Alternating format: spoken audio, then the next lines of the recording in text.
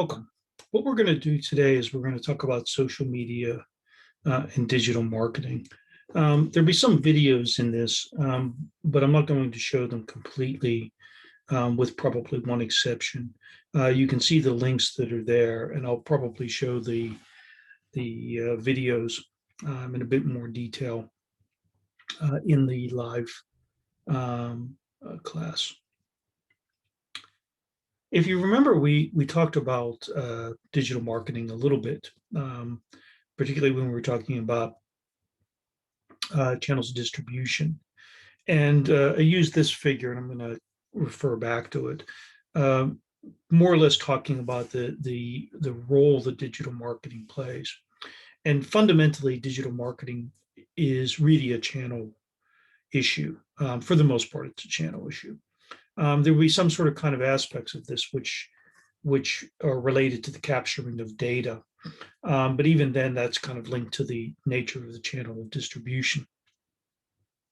So as you go and look on the far left-hand side, this is sort of your more traditional type of operation, either a single channel or a multi-channel type of distribution structure.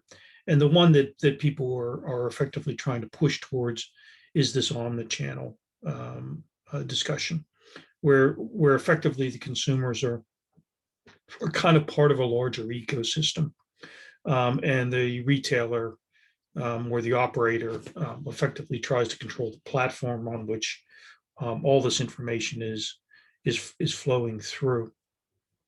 As we'll see, a lot of it is really related to what value the retailer or the supplier can extract from the customer. And a lot of that today is data driven. So what you see more value in many ways in the data than in the actual product itself. In some ways, this isn't anything new. When I first started teaching back in the 1980s, I had the CEO of American Airlines in one of my classes, and at that time, American Airlines, started one of the first airline loyalty programs, but also had their own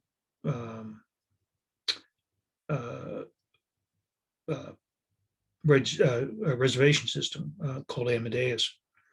And the interesting thing was that the CEO at that time made the point that said, if we make so much more money on the reservation system, we make so much more money on the loyalty program than we do flying airlines.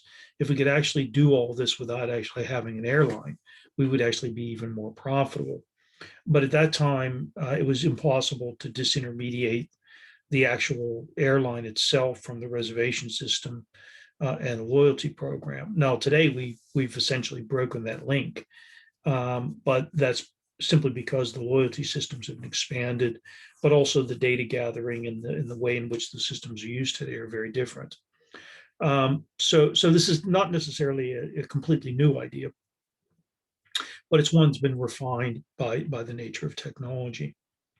And a lot of this is really related to the nature of big data. And again, you go back to the old days, which would even start probably in the 1970s, maybe even 1960s. You had these enterprise resource planning models, which essentially just had records in them of purchasing detail. In one of the prior classes, I told you about a study I did of museums in the city of Chicago.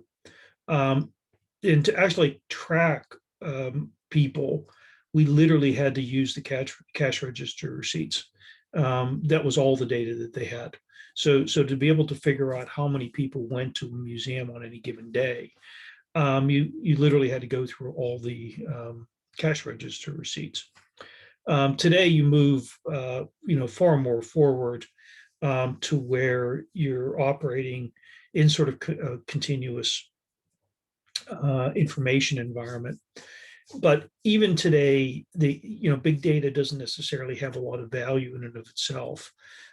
So the things that are indicated here under web are in some way, shape, or form still part of the entire big data process. A lot of big data that's generated isn't generated in a easily useful form, which is why a lot of experimentation goes on with respect to the design of, for example, web platforms to see how individuals respond to those. The design of advertising, the design of pricing structures, all of this is there, but the gathering of the information is much better. And what this means, though, is it means also that you have, from an international standpoint, you have a very different set of space in environments in which you can gather lots of data, and that data can in fact be gathered in a way that is well coordinated. And because otherwise you just end up with a lot of petabytes and terabytes of junk, which become impossible to use. And therefore it's a lot of the stuff which is under web, which is testing, pricing, looking at different types of targeting strategies, all sorts of different types of things, which then allow you to be able to do this. So with this increased data variety and complexity comes the real problem of being able to utilize it.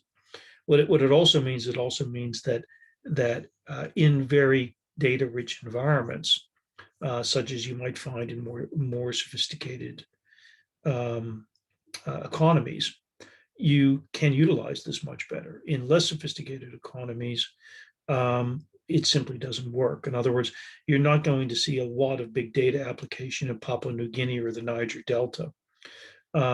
You're going to see it in environments in which that data can be utilized, but also that there's an economic value for utilizing it. Now, there are a number of different ways of thinking about the data that's coming in. And this is a very simple model, which comes from IBM. And if you look at it, you can sort of say, okay, well, there are actually 4 V's associated with big data. Volume, which is the scale of the data, just how much stuff is there. The variety of the data, which means how many different pieces of information are available to you. So obviously, a lot of this is related to social media and things of that nature. The velocity, which is the speed at which it's coming in to you, and then the veracity, and that is more or less how good is the data. And if you look at this, no company can manage all 4 of these, in the sense that you end up with huge amounts of information, nanosecond by nanosecond pieces of information. That comes in all sorts of different forms. It comes in at, relatively speaking, high rates of speed, some much more quickly than others. And a lot of it is, in fact, very dodgy, in the sense that you don't necessarily know what that data is telling you. So the veracity of the data is just not only whether the data is clean in one way, shape, or form, but what does the data mean? In other words, if you look at it and you say, okay, well, what is this telling me? Or is one, the way in which individuals are using information on Facebook, what's the meaning of that? How do I interpret that? So you can almost think about this as kind of 2 big complexity issues: size and variety, and then speed and quality. And for companies, the difficulty is that very, very, very little of the data that they get is actually used. Even companies like Amazon or telephone companies, the amount of data that they use relative to the amount of data they collect is trivial. What this means is, it means, one, they're technically very inefficient in using their data. The second aspect of this is, though, that there are real big opportunities if you can kind of make a 1% use of the data, a 2% use of the data. That's a massive improvement in the use of the data. In an international standpoint, you not only have issues of across different markets, the volume of that data is being very, very, very different. The variety of the data may be very different. And the speed at which the data come to you may be very different, and the quality of the data may be very different.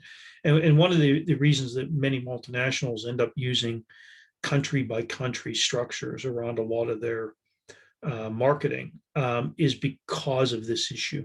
In other words, as they've moved into this kind of more cross-channel, omni-channel environment where they're using a lot more information that's coming, then information will be highly variable from country to country. And what that means is it means in a lot of cases that the firm is forced into a country by country strategy simply because of the availability of the data. And therefore, if they don't have the data available, they'll have very different types of structures in terms of what it is that they might be able to sort of kind of do with the information that they have about their customers. So the quality of data problem kind of comes in around, at all these various V's. One is volume. In the sense that a lot of the data is just sitting there, and in the sense that it's just available, but it's just literally data at rest. And what that means though is that you can utilize it for certain types of things, but it doesn't necessarily apply to other types of things. You have data in motion, which is related to the velocity. Okay, so data at rest degrades. Data in motion may have errors. Data comes in many different forms: structured, unstructured. Effectively, the unstructured being mostly things like text. So as companies have moved to do natural language processing, to doing video processing, they're able to do a lot more. And the link, believe it or not, between things like analyzing video are really related to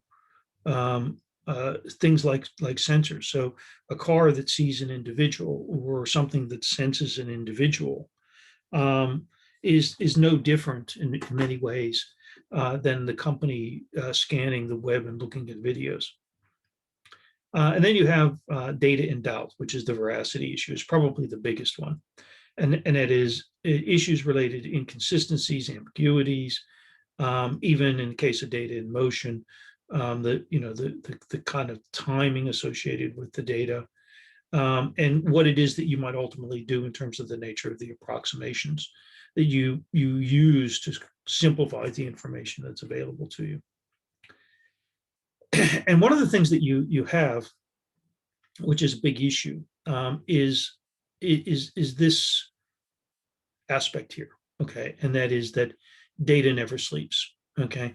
And what I'm going to do is to take a break here from this part and show you a video.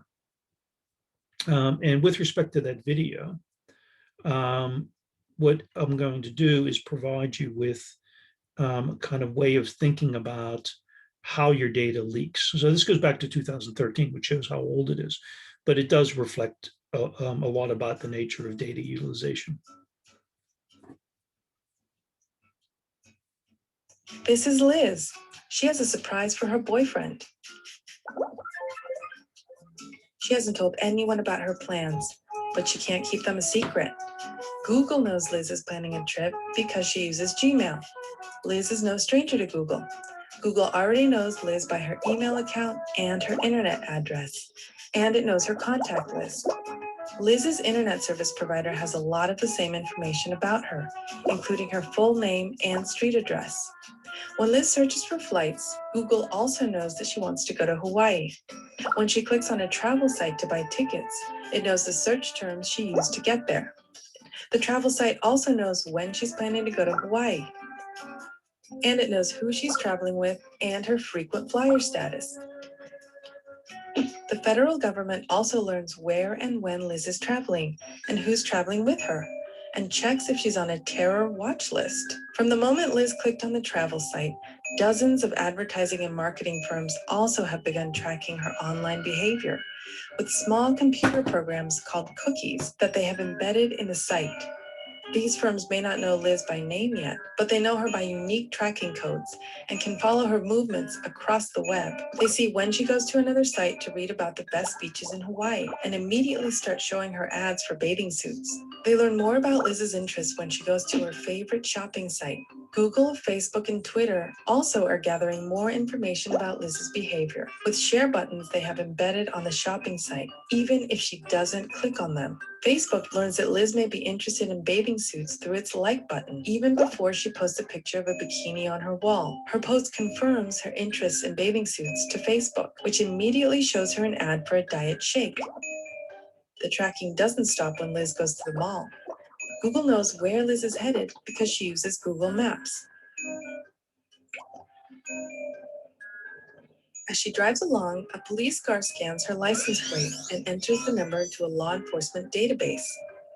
Her cell phone carrier, Verizon, also records her movements and includes her location data in a bundle of customer information it sells to data brokers. Those brokers then sell the information to advertisers, marketers, and other businesses. When Liz arrives at the mall, the shopping center tracks her phone's Wi-Fi signal to see which stores she enters. And when she walks into a boutique, cameras with facial recognition software take her picture and may store it for years. The cameras are also equipped with software that tracks how much time she spends in each aisle. When Liz buys a bathing suit, the store may share information about her purchase with data brokers. Before leaving the mall, Liz stops at a pharmacy to pick up a few more things for her trip.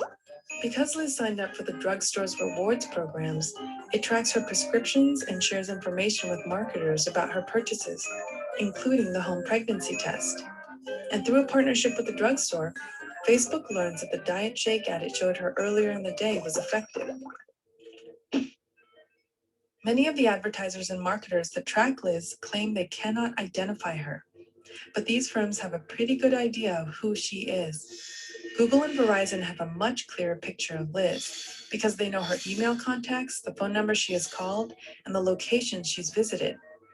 Data brokers may know a bit more about Liz because they can link many of her online and offline activities. Law enforcement, private investigators, and attorneys can obtain an even better picture of Liz. They can gain access to her private life with a subpoena or a court order, which require a lower burden of proof than a search warrant. They can find out who she has called and who has called her. They can get location data from her cell phone records. They can find out the internet addresses of the computers she has used to go online and which site she has visited. The picture of Liz created by this information is very detailed. She has little control over who sees it. Neither do you.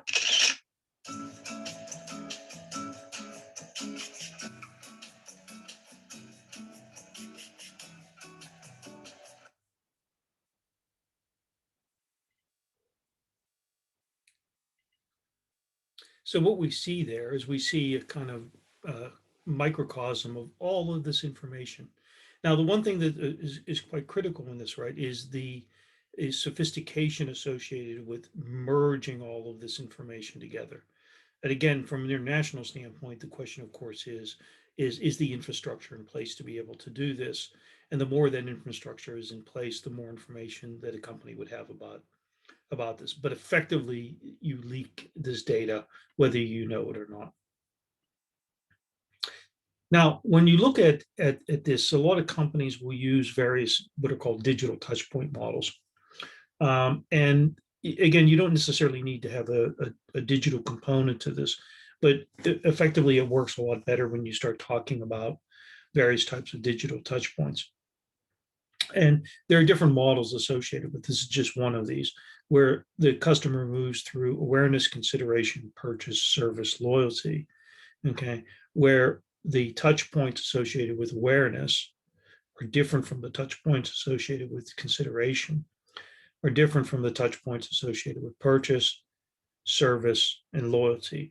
So it may be, of course, that there is some degree of overlap on these things, but essentially each of these is kind of aligned to a different component of what it is that the company's trying to do. And this will come back and be very important when we talk about omnichannel marketing. And effectively what this also implies, it also implies kind of a model that is related to trying to get into the head of the consumer. Okay. And if you go back to the prior one, you can link these types of things to the kind of cognitive process the individual is going through. But in marketing, again, this has been simplified into a number of different models. Um, and these are what are known as moment of truth models. And the moment of truth models essentially talk about a virtuous circle by which the customer flows. So the customer works for, let's say, a search and evaluate part, which might be in the first aspects of those digital touch points. This is linked to certain types of vehicles. Okay, so for example, Google, Yahoo, YouTube, Bing, etc. There's then the first moment of truth, which is purchase. Right, information may come in associated with this. Right, so I've got information in the zero moment of truth about what the individual is searching. In the first moment of truth, what I have is I have purchasing information. Some of this I will be able to capture depending on who I am. The second moment of truth is when and how I consume it. Now, some of this may be very direct. Some of it may be very indirect. So I may not know, for example, when the individual consumes what they bought at Tesco, unless they put it on social media. Okay, so some of this I might have very direct information. Some of it I may have less direct information. So if it was a trip, as an example of the video shown before, the zero moment of truth is when I'm doing the searching. The purchasing is when I buy the tickets and get the hotel reservation. The consumption occurs when I land in the holiday location. And then the third moment of truth comes from turning all of this, particularly the consumption, into advocacy. And this shows up on things like social media, but also the own company's websites. You see this when you do the hotels case. Right? So these moment of truth models, in fact, you see a lot of those floating around out there. And this is kind of the model that a lot of companies use. This one comes from EMC, and that is looking at the customer, trying to sort of kind of have an impact on that customer. Okay, and then looking at various types of activities in terms of what it is that they're doing. In this case here, this is all related to the company EMC.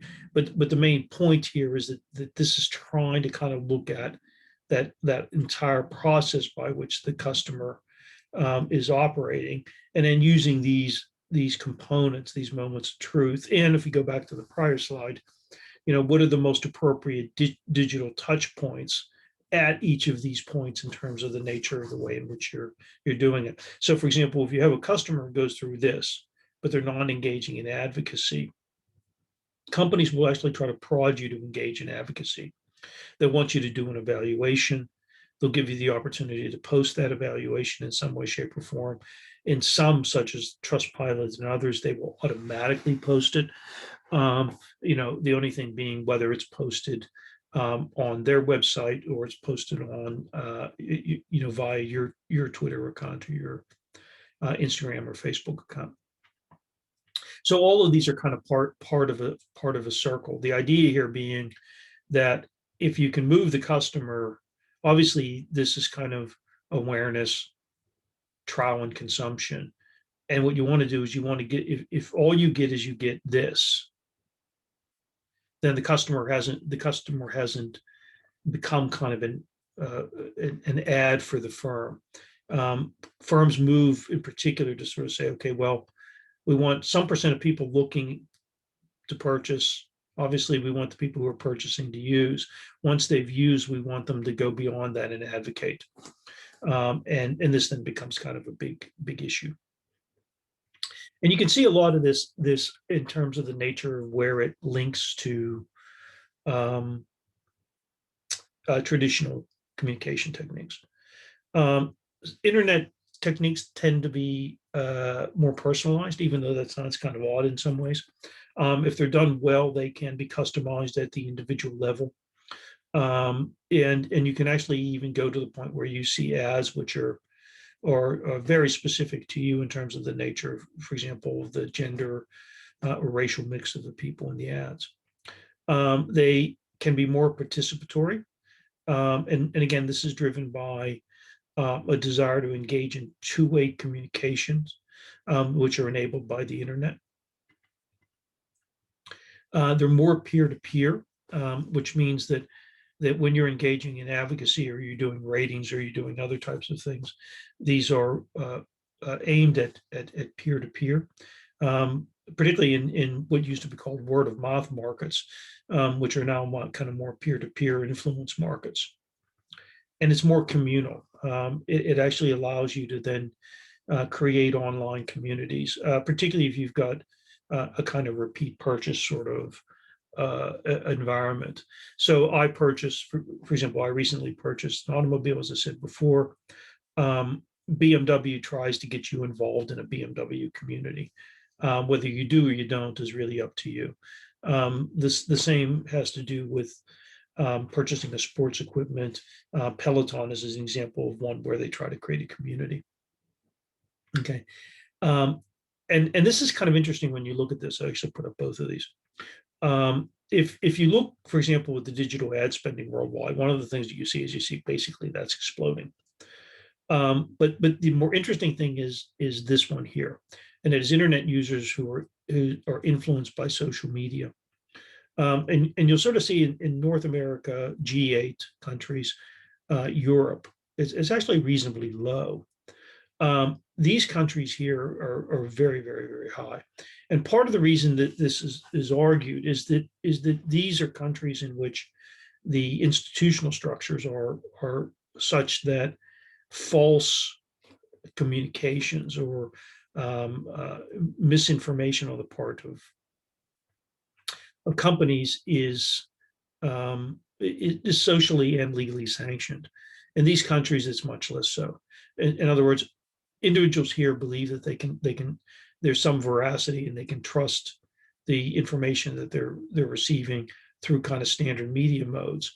Whereas in these countries here, they rely significantly more on social media, simply because that is less constrained by the company, or at least believed to be less influenced by the company. That isn't necessarily true, but the main point of that being that there's a belief associated with that. The other aspect of this is that these countries are, on average, somewhat younger, and younger people rely more significantly on social media to engage in things like gathering news, gathering information, and so on down the line. Whereas older individuals tend to go directly to the information source, whereas younger consumers tend to go via social media. But what you see, of course, associated with all of this is this growing dominance of digital advertising. And effectively, this, you can sort of see the nature of sort of kind of how it is that has changed over time. And you can also see where the digital ad spending has increased. Okay. So again, this only goes up 2019. But you effectively have a very, very, very significant portion of the information is actually coming from things like social media and online video. Okay, so the mixture of these types of things is changing quite dramatically. Now, what's happened over time, which is kind of interesting, is the rise of this notion of an influencer market. And again, this is a phenomenon which is mostly kind of relegated to specific generations of individuals. You see less impact of influencers once you go beyond kind of the millennial generation, and this increases as you go younger, to the point where it is in some ways a job. It's also been quite interesting that the companies themselves have moved into this quite dramatically. So what started pretty much as a natural phenomenon where individuals were promoting themselves by promoting specific types of brands, Companies have now moved into this with a significant force. It's a little difficult to get information on exactly what it is that they are or they're doing in terms of the spending, but the main point of this is that it is extremely high. But here's the kind of an interesting aspect of this, and that is that the if you look at the engagement rates of these media influencers, it's pretty much a winner take all kind of market. Um, in other words, most people are kind of focused on um, influencers where um, they already have a large number of followers. In other words, if you're an influencer with a small number of followers, you're basically not an influencer. So there, almost anybody can attempt to become an influencer, but it mainly is kind of driven by some subset of those. In other words, it is not completely a winner take all market, but it is pretty effectively a winner take all market. And then it's also one for which the channels of distribution matter a lot. So the dominant channel distribution being at this point in time Instagram, although increasingly TikTok has kind of moved into the fore. And then the interesting thing will be what happens with groups like Clubhouse and some others. And then you can sort of kind of say, okay, well, how much money is earned on social media? And the answer to this question is actually quite a lot. It's the amount of money that you generate by funding influencers is much higher than funding other activities. In other words, it's relatively speaking much cheaper to fund influencers, which is one of the reasons why companies seem to be plowing into this market. So it is kind of an area where there's big return. So 2008, $5.20 earned for every dollar spent on influencers, which is quite significant. And what companies tend to do, of course, is that they have their portfolio of these types of individuals. And there are different ways to do it. The academic work on this is relatively thin, although there have been some work coming out more recently. But essentially, you have kind of a horses for courses way of thinking about this, and that is that you have different individuals who serve as different roles in terms of the nature of influencers. And you can see this in terms of sort of kind of also the receptivity. Influencers in China are massively impacted by celebrities, okay, and what are known as micro influencers, okay, much lower in these other countries, although these countries, generally speaking, are lower in terms of the impact of influencers. But China being a good example of this. But if you look also in countries such as Korea, or you look in the Middle East, it's a significant market. It's a significant market.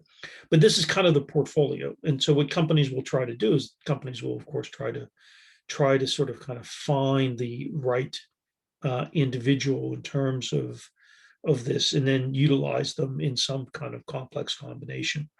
Simply because each of these is going to be kind of linked into a different set of demographics, potentially different segment or subsegment of the market. So you have kind of a completely different mix associated with this. In this situation here, basically everybody's white, but you could also think about the distinctiveness associated with certain types of individuals related to this. And then there's sort of these are scored, believe it or not. So there's a tracker score associated with various types of influencers. And the key, of course, with all of this is figuring out who is the right group of influencers. And again, it's in some ways it might be related to the underlying heterogeneity of the market that you're looking at. So if the market does, if the market that you're operating in and the communication vehicles in that market are relatively speaking going to be homogeneous, in other words, I've got reasonably homogeneous segments, then it becomes easier for me to identify who might be the associated spokesperson for that segment. Um, and and in this case, of course, you're also looking at these individuals in terms of the nature of other things for which they are actually engaging and influencing. Um, and you can sort of see, the companies sort of have some belief that they know what it is that they're doing in terms of this. But if you look at um, the metrics, they're going to be highly differential metrics associated with the different types of influencers that you use. So you can go also and look at the website. Now this is kind of old school in these days, but it is kind of the most basic of all the tools that people have available to themselves, and therefore it's kind of a hygiene factor in terms of the nature of what it is that individuals do and what it is that the companies are really looking at. Um, so in this sense, this is what you would almost sort of say, okay, well, this is the bare bones information. So I can establish brand identity. I can differentiate the product. I can provide, say, information and education. So I can provide videos. I can provide, comparison information. Allow me to compare across products within the product category, and so on down the line. It can shape the customer experience, and it also can anchor the brand. In other words, it becomes kind of the repository of all information. In other words, if what I'm doing, for example, is I'm running webinars, the University of Manchester would do, right? There ought to be links between a lot of this, right? So for example, what the school will do is the webinars will be advertised on the website.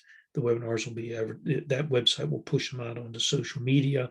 There will be an email marketing campaign to link people back to the website. After the webinar occurs, there might be, before the webinar occurs, there might be information. After the webinar, they turn it into blog posts and news releases and make the video available, et cetera, et cetera, et cetera. And then there would be an archive associated with this. The difficulty with this is if you have too much in one place. So if you're Nestle and you have a house of brands, how is it that you actually organize your website? Do you organize all of those brands into a single website? Probably not, because that tends to overwhelm the consumer. So what you would end up doing is you would end up having kind of brand specific websites. You would identify those in a brand specific way. If you're Apple, because you have a sub brand strategy, you would not do it that way. You also have language issues. So if you're putting information on the website, how many languages do you utilize on that? I'm on the board of one organization where we're very global. We operate with publishers and people all over the world. Luckily from that standpoint, a lot of the discussion is in English, but we ultimately have to pick languages simply because we have an enormous amount of material. We have an enormous amount of guidance. But we're limited in terms of our capability of doing things. So what do we provide? We provide information in English, Chinese, Spanish, and Portuguese. And that's about it. And recognizing that if you're kind of in those, third tier or fourth tier of languages where the number of people speaking them is very low, then we simply can't afford to be able to do this. So we don't have Polish, we don't have Czech, we don't have Hungarian, we don't have Romanian. And therefore, those individuals have to speak effectively English. And that might work with us because 95% of the people we're dealing with would at least have enough knowledge of English to be able to make it work. So in that sense, you have a lot of of things which would be there. If you have lots of information, the other problem is to make it salient to people, which means that websites have this annoying tendency to become outdated. So you end up with a set of circumstances where you have too much information, which means it's not necessarily good for anybody. It's very hard to navigate, and it's very hard to purge. It tends not to be very timely. Therefore, you find what many companies will try to do is they'll try to break up components of this, to make sure that they might have customer facing ones, which would be very different from websites which are facing investors versus consumers, if it's versus suppliers and so on online. And therefore it's a usually difficult one. If this falls down, one of the real problems that arises, particularly with on-the-channel marketing for many operations, it can be really difficult because if what you're doing is not only having this system operate, but you're like United Airlines or you're the Accor hotel groups, you're providing all of this loyalty information, you're providing a reservation system, you're providing all sorts of other product information, you're providing information on flight schedules or availability of hotels, different hotel chains, partner airlines. All of this, is quite difficult to ensure that it's in some way, shape, or form kept up to date. And if it goes bad, it can go bad for everybody. As Garmin found out, for example, when it got held up with a ransomware attack. And so you have all of those sorts of things which arise. Then you have kind of the social media platforms. And when you look at the social media platforms, you see the dominance of a few. And I talked a little bit before about the case in Australia where there was sort of an attempt on the part of the government to force the social media giants such as Facebook and Google and Twitter and others to pay for news media. But the social media landscape is pretty heavily dominant on the part of individuals, and it is extremely dominant in terms of the nature of individuals under the age of 40. And again, this is a little bit old information here because it doesn't include TikTok and things of that nature. But the difference aspect of this is actually a high degree of variability in terms of the social media platforms and how they're used across countries.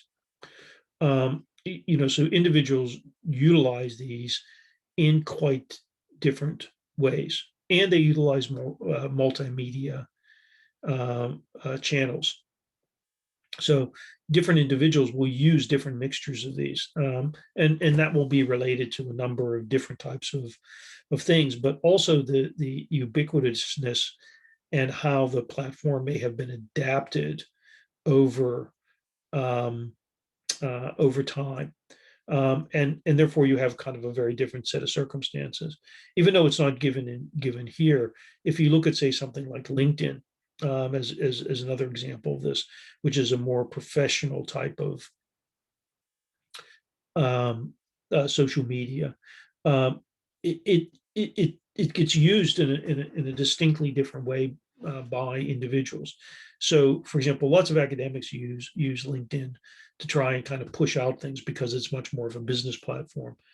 But there's an enormous amount of garbage in LinkedIn. In other words, if you look at the average number of Facebook friends people have, and you compare that to the number of LinkedIn profiles that they link together, you'd actually find that the number of Facebook profiles which are kind of networked together is actually smaller than the number of LinkedIn profiles. LinkedIn has a kind of spamming aspect to it, which tends to kind of reduce a lot of its value in a lot of ways, shapes, or forms, at least to the individual. So I tend personally to view LinkedIn is really kind of a spam media. So if you want to kind of send things to tens of thousands of people, it works far better than doing it on Facebook.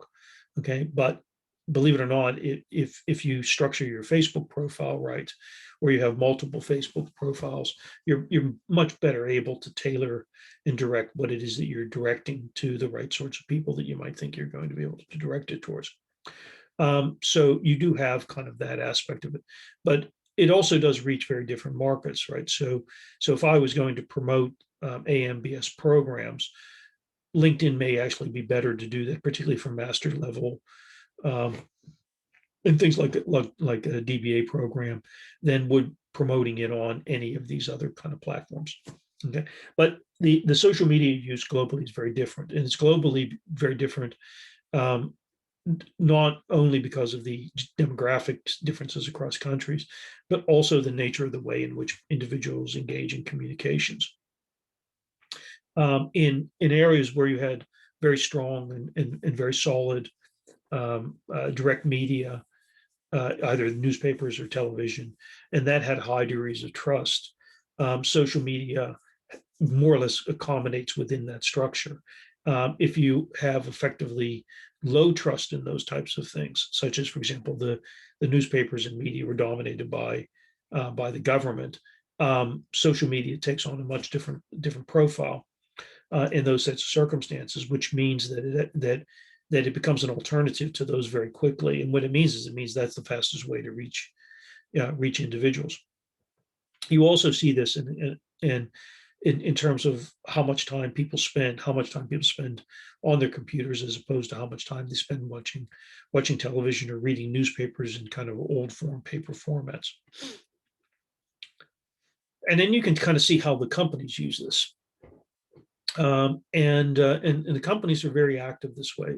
So I made the point before that said, well, how are the companies actually making use of this? Um, and in many ways, companies might have a reactive mode use associated with it, but most of the major companies have a large team of people and hire companies that do nothing but filter the information that's appearing on social media. So they do censor. Okay. And they also have a tendency to kind of target certain types of media. So they're more likely to utilize one media mode more than another media mode. And they also have types of different types of accounts. So one of the great difficulties you run into sometimes with company is that the different accounts are essentially going to be screened by different types of individuals. Right? And some companies are very good at utilizing their social media accounts for customer engagement. Some examples of that being how hotels might react to social media. Or other groups might react to social media. I've worked with some hotels chains, and you'll see this in the Acor case, I guess, where the social media is directed very quickly to the hotel that you were linked to, and the responses can be extraordinarily quick. And part of the reason is that they have a customer engagement team that does nothing but pay attention to these types of things. Okay, so in this regard, there are different types of things. So, are you interacting with the customer? Are you really kind of trying to create a community with the customer? Are you providing information on an ongoing basis, or are you reacting to current concerns or other things like that?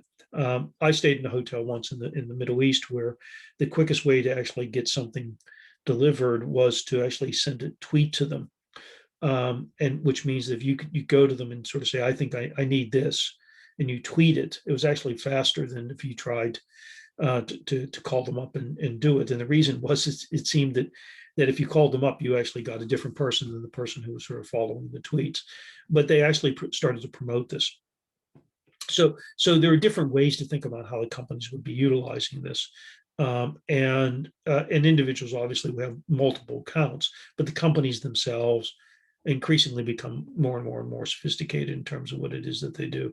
In some regards, companies would much rather not have call centers. They would much rather react to you on social media, particularly if they have the ability to control whether that's directly messaged to them or it's a public tweet. So you have those activities, and this is all kind of fairly obvious, and that is that the number of the number of people using these is now in the billions, which means that it's obviously a very quick way to reach people, very large numbers of people. And again, this was the point I was making before, that if you look at these countries over here, which are mainly developing countries, but also what Francis Fukuyama would call low trust countries. These are countries in which the information that you get, either from companies or government, is actually viewed with suspicion. The countries over here tend to be what are known as high trust countries. These are countries in which the information tends to be much more solid. If you ran a regression and you said, okay, well, high trust versus low trust, in the age demographics, you would find that the two of those things were very, very strongly related to how much time people would spend on social media in any given day. And so for companies, there are a number of different reasons why they would do this. The most obvious being exposure. They obviously want to generate traffic. So the click-through rate associated with social media. They want to generate leads. They want to get that awareness up, so the increased exposure. They want to develop loyal fans. And lower down, it's actually related to things like sales. And then you have kind of other things which are related to B2B companies, such as business partnerships and thought leadership and all these other types of things that might occur for consultancies. But the interesting aspect of this is, if you go back to a point I made before, which was, kind of the simple market share model, where market share is equal to awareness times trial times repeat. The leading reason for social media usage isn't to get people to try the product. It isn't actually to get people to go and necessarily purchase. It's to make them aware in the first instance. So it's that first part of the equation. And once they have, in fact, tried the product, to try and develop a degree of loyalty associated with what's there. So the link between social media and sales is not as strong as it is between generating loyalty in the back end and generating awareness at the front end. Now, behind all of this, of course, is advertising. So we come back to swing all the way back to the kind of the imaging aspect. And one of the reasons I didn't talk about advertising so much in that part was because so much advertising has now moved online that it's very difficult to just talk about advertising, which is independent of kind of a digital presence. And there are different types of online advertising, which range from emails, to viral marketing, to using affiliates to market for you, all sorts of kind of local versus global advertising, and so on online. I'm not going to go into detail on those. I want to talk a bit about the basic way it works. So more or less what you can see is, I want to put an ad out. Okay, so I request, user requests a web page, URL directs the browser to a source page for the publisher. Publisher service parses the web page from its database, right? So there's a content database, there's an ad database. An ad tagged in the appropriate way is put onto their server, right? This can be added into the partner server, and then then the advertising is pushed out. Okay, so essentially what you can have is you can also do it in a more sophisticated way, but more or less the way to think about it is I want to get my ad on your web page. Okay, I've got to go through a provider, in this case, let's say Google, who is going to parse this out into a number of different web pages, okay, or the web page I've directed. If I can direct it to types of web pages, or I can direct it to certain types of pieces of information.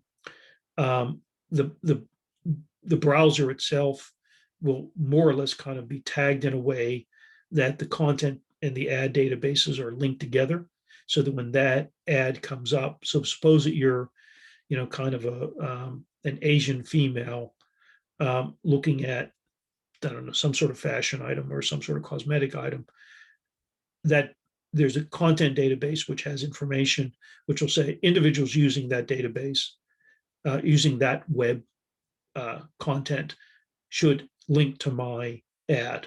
And it's the link between the ad database and the web content database. And this will essentially push it back on, so that on that part of the website, you'll actually get the web appearing, let's say, on a banner ad or something like that. And different ads, and these are in cost per million. The way cost per thousand. The way you're doing this is you're looking at different pricing structures depending on what it is that you're attempting to kind of generate. Okay, so depending on the objective in terms of Facebook ads, the price goes up. Okay, so if all you're concerned about is brand awareness or reach or store visits, the cost is relatively low. Because you're getting higher awareness. In other words, all you want is people to say, recognize that the brand is there. Did you see an ad of that type? If you want to look at video click-throughs, traffic directed to the website, application installations, the cost all go up simply because more people become aware, but maybe not everybody purchases. And you can see that the campaign objective affects the price. You can also see that the price varies per country. And one of the reasons why the price varies per country, one has to do with, go back to that willingness to pay discussions. So one aspect of it is related to, in Paraguay, individuals might not be spending as much on that product. And therefore an ad will generate a lower volume, and Facebook will charge a lower amount for those. Whereas in Great Britain, it might respond, you might get better response, right? So essentially, the more effective the ad in that country, the more likely they're going to charge. The other may simply be that more of these, that it doesn't quite filter up as well. In other words, that in Ecuador, it's more likely that this is kind of going to be the limit of the campaign, and there might be other reasons why you would be doing it. So some of this may be an income effect. Some of it may be related to the nature of the sort of the purchasing structure. What you need to understand here is how these ads fit into kind of the cognitive model of the customer. So go back all the way to those kind of moments of truth and those digital touch points. The question is, how important are they for generating these types of things?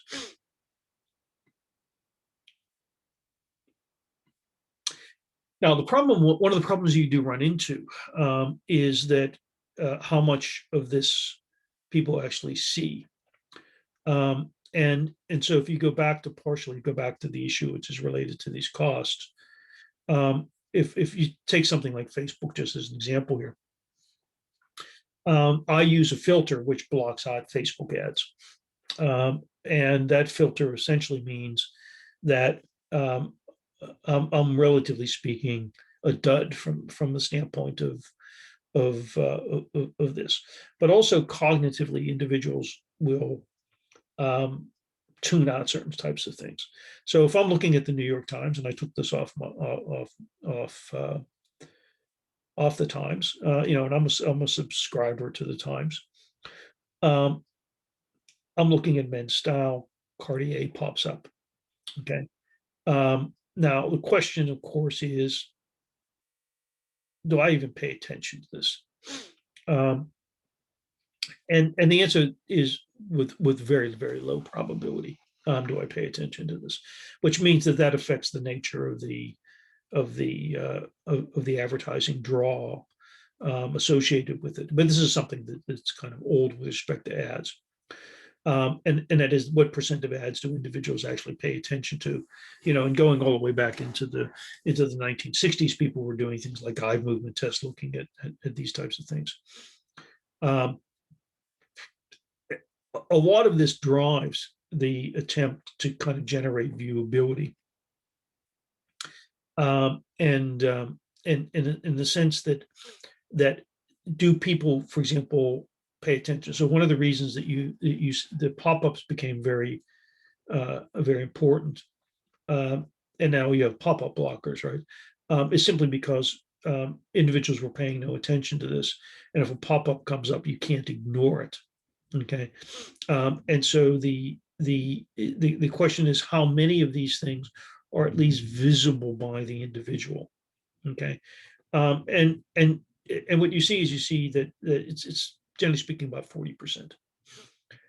So pretty much 40% of it disappears in terms of kind of the background noise associated with it. The other aspect of this is that these numbers here, so go back all the way back to this information here. These numbers here are based upon certain types of things, so particularly this traffic, link clicks, right? Or page likes as examples.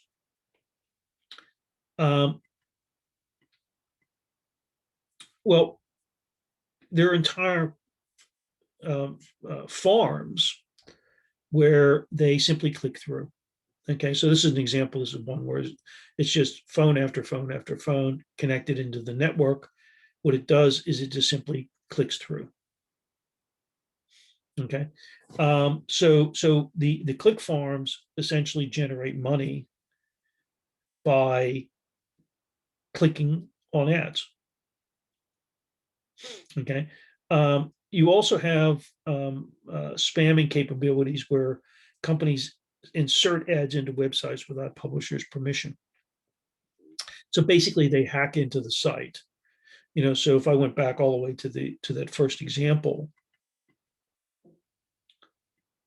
here, what they do is they basically get the ad into the database, right? Which they can get into the database, but they link it with HTML tags, which get it into more locations than it would otherwise be. So the ad then appears. You have ad stacking, okay, where basically what a company will do is that they'll put an ad behind another ad. You only see the first ad, but it turns out behind that are actually other ads. The question is, well, why are they there? And the answer is that what they're doing is they're making it appear to the company that put the ads out that their ad is actually appearing. But it turns out it is appearing, but nobody sees it. Okay. A variant of this is what's known as pixel stuffing. So what happens is that Cartier ad that you saw here, one of the pixels in there might be an ad, I don't know, for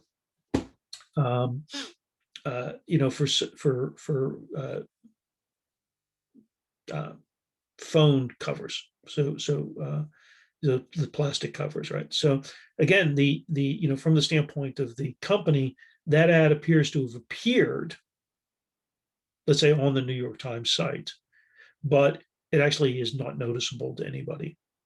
Okay, and then there are cookie stuffing, which I think a lot of people know, which basically attaches cookies to things so it can extract information from individuals.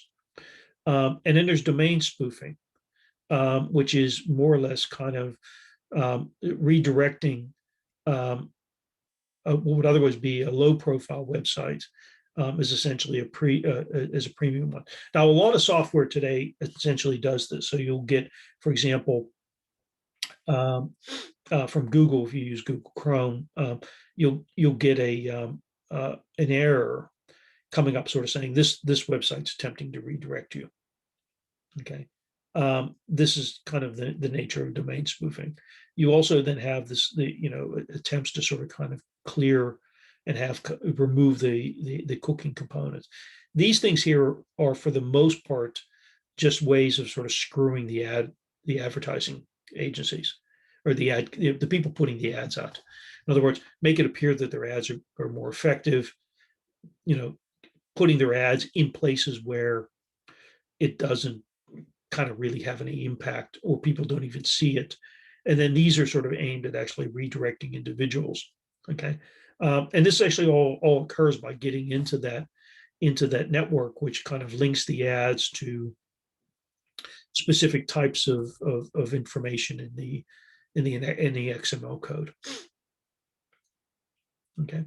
And then you kind of have the influencer problems. And the question is, okay, how many of these influencers are really doing what they're supposed to be doing? And the question then sort of says, okay, well, are they lying to me?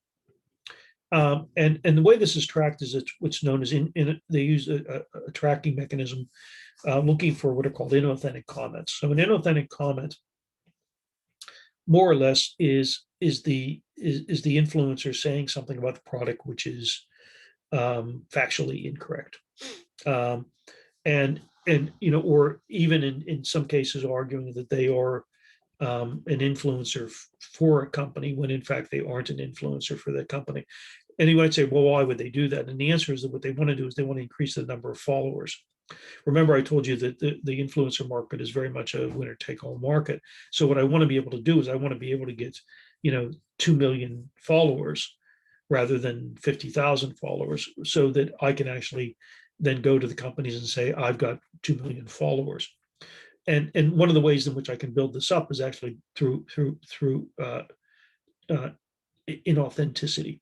In other words, making myself appear to be something that I'm not, indicating that I might be promoting products that I'm not really doing. And what you see that in about 70% or 30%, 40% of the cases, the influencers are lying or they're basically faking. It's worse in India, but it's basically pretty high everywhere. Oddly, the place with most truth telling is in Russia, but even that's pretty low.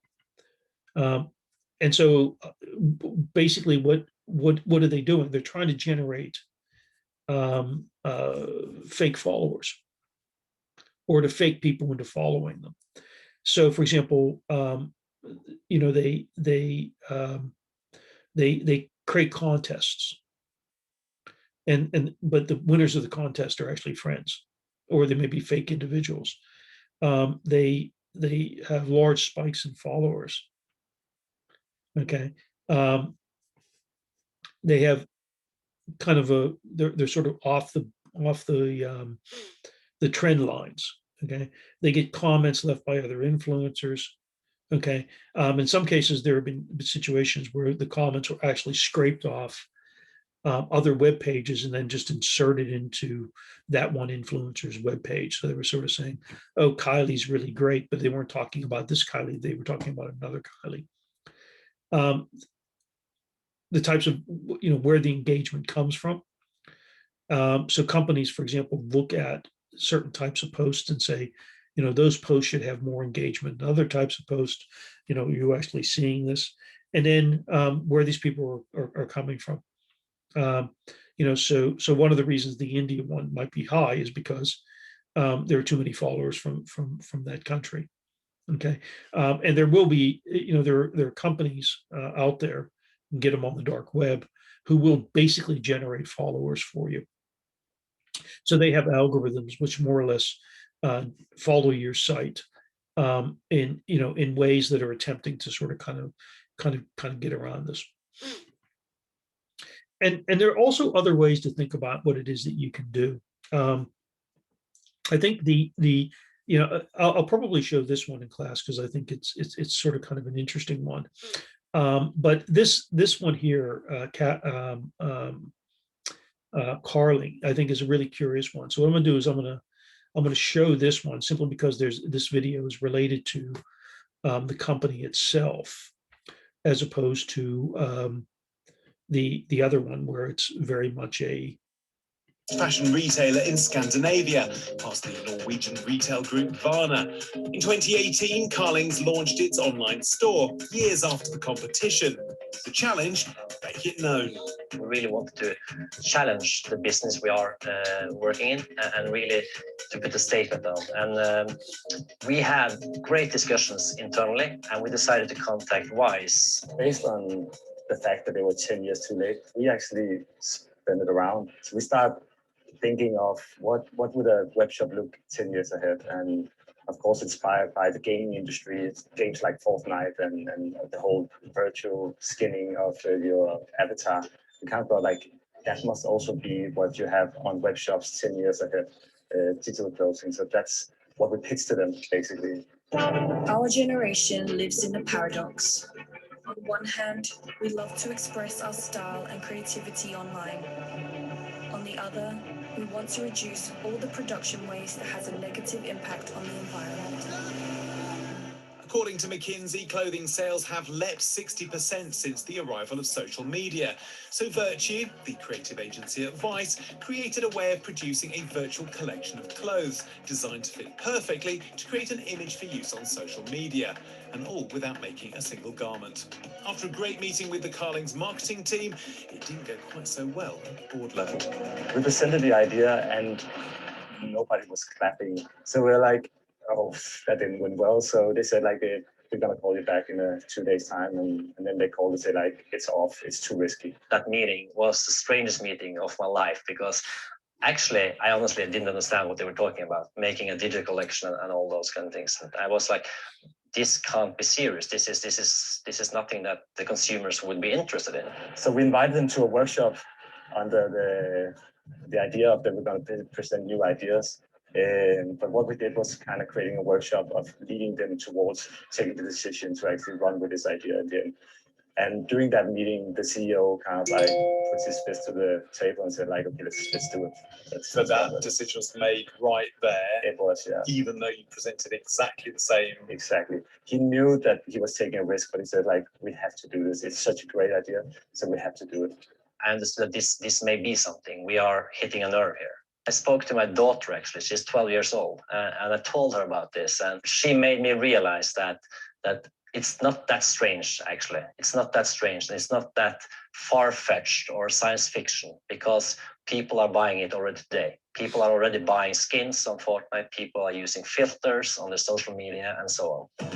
The idea of creating an online persona has turned what began as a campaign to raise awareness of a new online store into something much bigger. We created a new way of thinking for the fashion industry, for the consumers as well.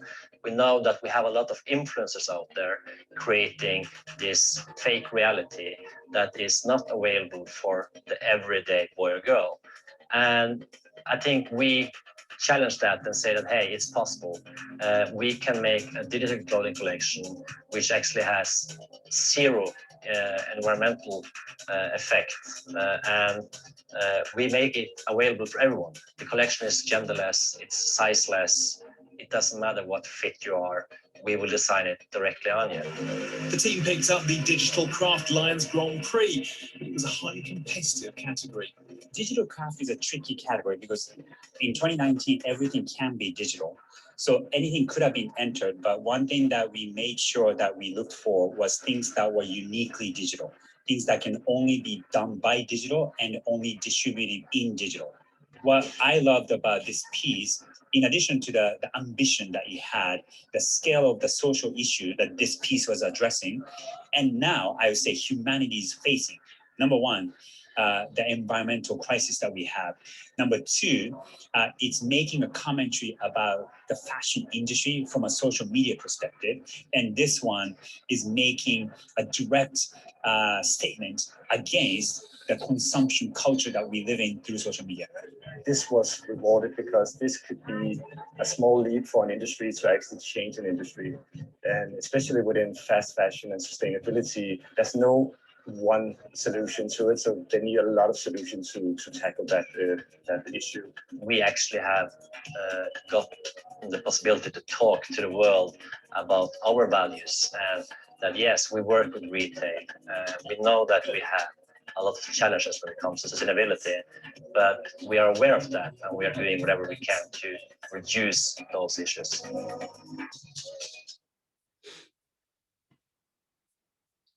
So what you have there is kind of an interesting case where what you're doing is you're looking at a purely social media driven thing. The product, in fact, is literally not there. I potentially talk about this one here. You can look at this. This is quite a long ad, but it also is an explanation of the ad campaign. The thing that's interesting about these two is the universality. Okay, in other words, this is something which can be globalized, relatively speaking, fairly simply. I call it capturing narcissism.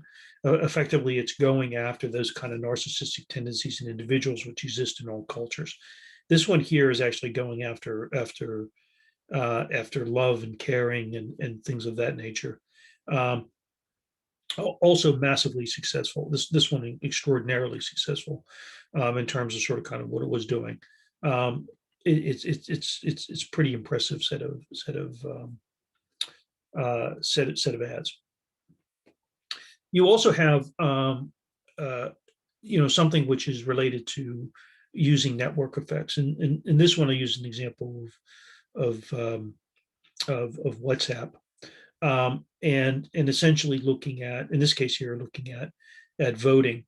So this is in case of Mexico.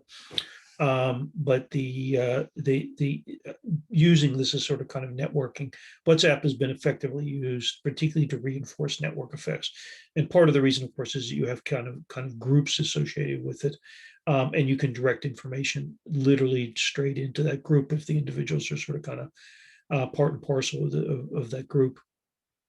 And provide information associated with that. So companies will try to get individuals to, specific types to join the WhatsApp group, and this works in many cases in less developed countries particularly well, because it directs information.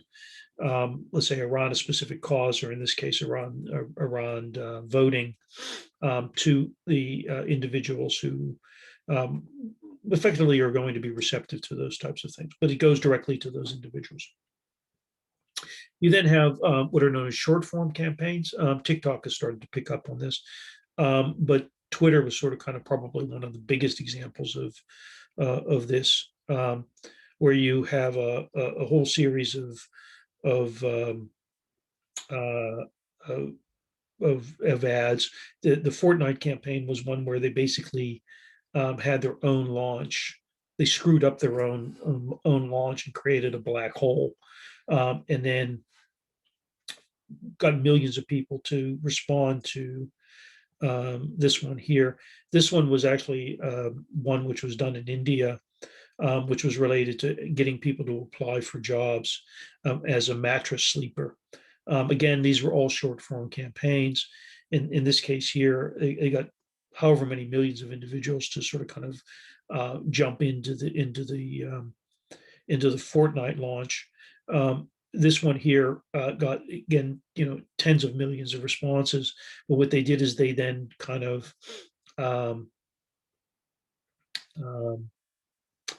continued it on. In other words, they pushed it and pushed it and pushed it and pushed it, in terms of sort of creating an entire narrative associated with the campaign, and it was quite successful. It was basically pushing out information about a mattress company called Urban Ladder. And then you have other types of examples where you have the use of Instagram, Snapchat, and others to sort of kind of create communities and create involvement. This one here, which I'll show, is an example. These are both from South America. This one's from Chile. This one's from Peru, I believe. The example here being utilizing these things for some kind of social good. So I'll go into the Finding Hope one, because this is one where it's used by the company to, or the organization to help find missing persons. 1,726 reported cases of missing persons in Chile. Around the world, one of the most common ways to aid a search is through the use of makeshift posters stuck all over the streets. Unfortunately, this format does not properly convey relevant details that can help us with finding missing persons. Until now, the Chilean Investigation Police Department, together with Snapchat Technology, present Finding Hope, a new way to bring them back home. Bueno, la Policía de Investigaciones presentó una novedosa aplicación que permite visualizar en 3 dimensiones a las personas que están desaparecidas. La Policía de Investigaciones y que va a permitir entonces finalmente colaborar con la búsqueda de personas a través de la aplicación Snap. Taking information from the IPD and combining it with data and photographs, we have created scale 3D models of missing persons that can be uploaded to Snapchat. This way, people are able to see the missing person in augmented reality and notice details they might have otherwise missed in a photograph. We replaced the common missing posters and filled public spaces across various cities with snap codes. La idea de este proyecto es que en definitiva se masifique, se comparta la información de las personas desaparecidas y así nosotros como PDI podemos recibir información de ellas y poder ubicarla al fin.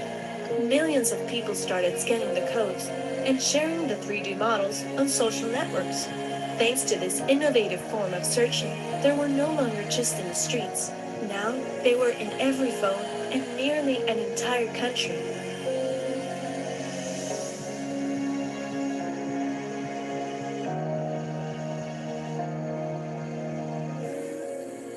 Because it is easier to find when the search is shared. Finding Hope. So that is a one example where you can see the utilization of these types of activities in terms of sort of kind of focusing on even the social issues, right? So it gives you another example of sort of saying, okay, well, how do I do this? Now, companies, I use these as social examples, but companies use augmented reality all the time. IKEA is increasingly trying to use this. And effectively, if you're going to buy furniture, if you're going to buy clothing, effectively using augmented reality allows you to be able to do that digitally where you might not otherwise be able to do it. So you have all sorts of kind of different ways in which this can be applied, and it can be applied in circumstances which would otherwise not be seen as kind of a normal. In this situation here, looking for missing persons and attempting to sort of kind of utilize that information. Now, in the world of deep fakes, you can do even more associated with all of that. So to bring this all sort of kind of full circle, what you see today is essentially just an evolution of what was seen in the past. So give some examples here. These are ads that you were very old, right? This was probably from the 1950s. More doctors smoke Camel than any other cigarette. This is basically an influencer game. This is really just the doctors are those experts in the influencer category. And in this case, you're using the doctors to talk about smoking. In this situation, you have kind of old style video. This is an ad for I think it's Czech cereal, or Life cereal. Sorry, it's a very famous ad. About even Mikey will eat it. You move into kind of banner types of ads, direct types of ads. And then you kind of have the immersive sort of environment that you see in this case here. I think this is the film Lucy, but you can see it in a Blade Runner or any other kind of sci-fi set of circumstances. Even where you would have kind of glasses and things would kind of appear as you kind of walk by them. But the main point of all of this is exactly the same. In other words, digital marketing is a very, very, very sophisticated thing that kind of captures all of this, not because it's capturing anything overly unique, but what it's doing is it's actually providing a kind of way of capturing the information that's associated with what individuals do. So when I showed you that first video, it says you're leaking all this information moment by moment. Back in the 1950s, you were still leaking information. It was just nobody had the capability of capturing it. Even as you went into the, let's say, the 90s and the aughts, the 2000s, you were leaking information, but the ability to capture it was not as great.